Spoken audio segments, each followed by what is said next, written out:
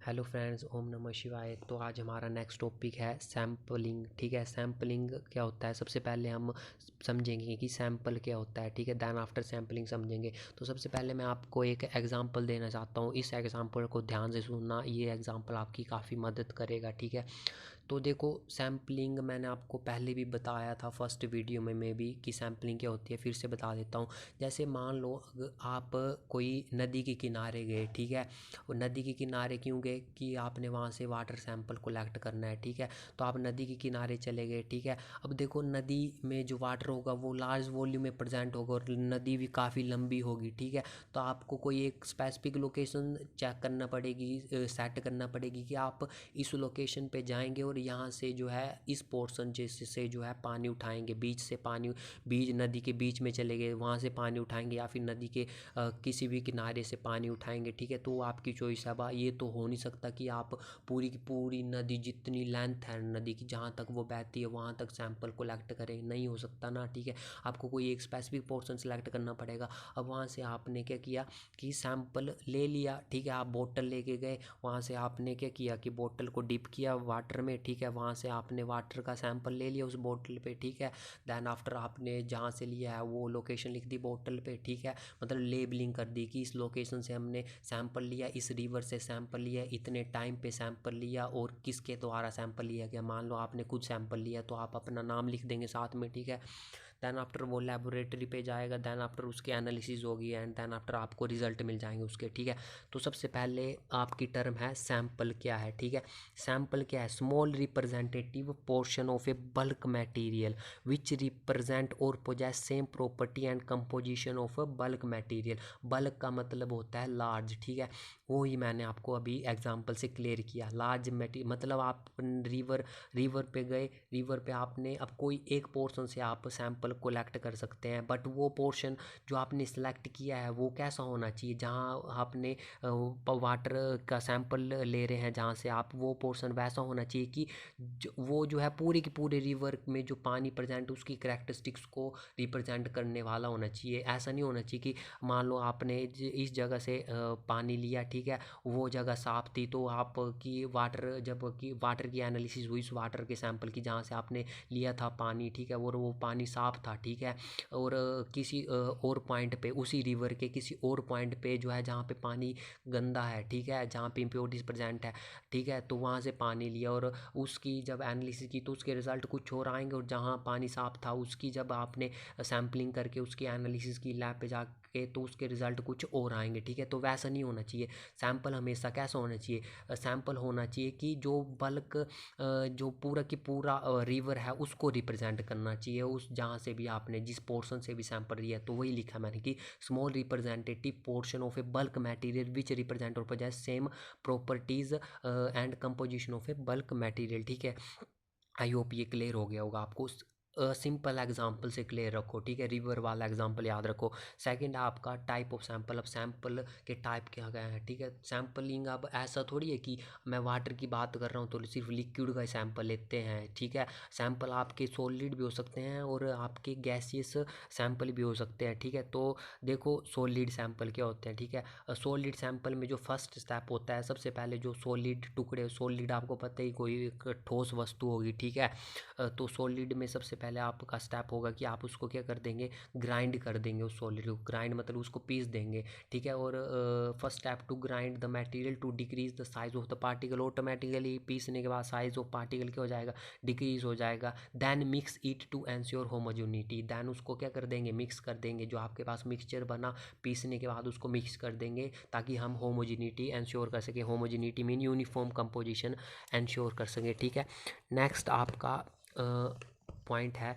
इसमें proper storage of solid sample because adsorption and absorption change the concentration of sample. जो आपने then after वो solid sample को grind किया, then after उसकी प्रॉपर स्टोरेज, प्रॉपर स्टोरिंग करनी उसकी, कि उसको किसी अच्छी जगह पे उसको स्टोर कर देना। ठीक है, ताकि उसकी क्या हो, कंसंट्रेशन पे कोई फ़र्क नहीं पड़े। अगर कंसंट्रेशन चेंज होगी तो आप जब उसको एनालाइज करेंगे सैंपल को तो उसके रिजल्ट कुछ और आएंगे। ठीक है, नेक्स्ट है आपका लिक्विड सैंपल, ठीक है। तो लिक्विड सैंपल में फर्स्ट स्टेप है it should be in one phase, liquid किसी एक फेज में प्रेजेंट होना चाहिए, ठीक है। एंड सेकंड है आपका proper storage of liquid sample, ठीक है, इसमें भी प्रॉपर स्टोरिंग होनी चाहिए लिक्विड सैंपल की, because the evaporation of liquid will decrease the concentration of liquid sample, ठीक है। अगर इवेपोरेशन गलती से हो गई, आपने स्टोर करके ठीक ढंग से नहीं रखा होगा सैंपल को, और लिक्विड सैंपल को अगर वो इवेपोरेट कर गया तो उसकी कंसंट्रेशन डिक्रीज होगी, और जब आप एनालाइज करेंगे तो आपके रिजल्ट लग आएंगे, ठीक है। थर्ड है आपका गैसियस सैंपल। अब gaseous are generally more homogeneous than liquids and solid, ठीक है। आपको पता है गैसियस क्या होती है, ज़्यादा होमोजीनियस होती है as compared to liquid and solid, and in case of gaseous sample must be sealed inside a isolated container to ensure the escape of gas. देखो अब गैसियस सैंपल है, ठीक है, उसको आपको एक आइसोलेटेड कंटेनर जो सील्ड है बिल्कुल, जहाँ से ना ही बाहर से कोई चीज़ अंदर आ सकती है, ना ही अंदर की कोई चीज़ बाहर को जा सकती है, ठीक है। कंप्लीटली आइसोलेटेड कंटेनर पे आपने क्या रखना है, गैस के सैंपल की स्टोरिंग करनी है, ठीक है। Now difficulty in sampling. अब देखो सैम्पलिंग आपने कर दी है, मैंने आपको पूरी की पूरी सैम्पलिंग बता दी, ठीक है, कि इस वे में सैंपल ये चीज़ें होती हैं। सैम्पलिंग का मतलब होता है कि the process of acquiring the fraction representing all the components and their amount contain in the bulk sample, ठीक है। वही क्या है, सैंपलिंग है आपकी, ठीक है। अब सैम्पलिंग होगी, अब डिफ़िकल्टी क्या क्या आती है सैम्पलिंग की, ठीक है। सैम्पलिंग में डिफ़िकल्टीज आपकी ये हैं कि मान लो अगर आपने, वही मैंने जो आपकी रिवर वाला एग्जांपल दिया था, ठीक है, कि अगर मान लो when the bulk is large, bulk is large का मतलब है कि मान लो अगर आप रिवर से वाटर का सैंपल कलेक्ट करने, अब रिवर क्या है, काफ़ी लंबी नदी है, ठीक है, bulk is large, so it is difficult task to take the sample.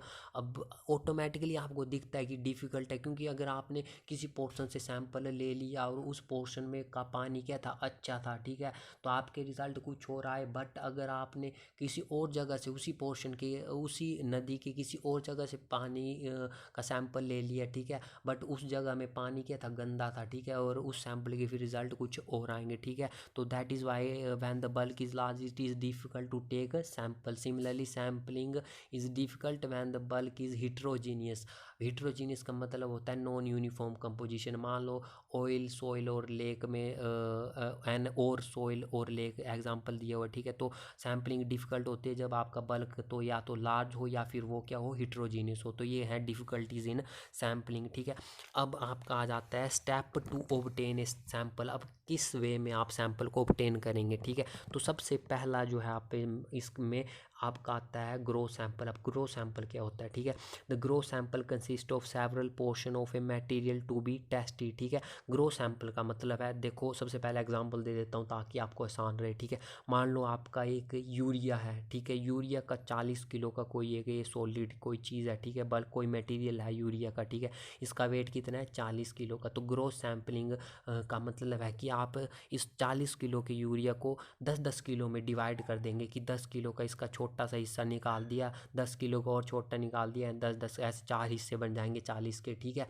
तो ये 4 हिस्से बना दिया आपने। अब देखो मैंने लिखा है gross sample, we take the sample from different part of the urea. ये जो 40 किलो का यहाँ से एक टुकड़ा निकाल दिया, एक यहाँ से निकाला, एक यहाँ से निकाला, एक यहाँ से निकाला, ठीक है, 4 टुकड़े निकाल दिए। तो ये लिखा है ग्रो सैंपलिंग में कि the gross sample consist of several portion of the material to be tested, the sample should be taken from different part of the bulk material. की ये जो है हर, ये ऐसा नहीं कि आप एक ही पोजीशन से जो है, एक ही जगह से जो है सैंपल को ये कलेक्ट कर रहे हैं यूरिया के, ठीक है। यहाँ से एक बार कलेक्ट कर दिया, फिर यहाँ से लो, यहाँ से लो, यहाँ से लो, ताकि क्या करे कि वो सैंपल जो ग्रो सैंपल आपके बने, ग्रो सैंपल मीन जो टुकड़ों टुकड़ों में आपने जो छोटे छोटे सैंपल बनाए, ठीक है, तो वो क्या रिप्रेजेंट करे, इस बड़े सैंपल की सभी प्रॉपर्टीज़ को रिप्रेजेंट करे, ठीक है।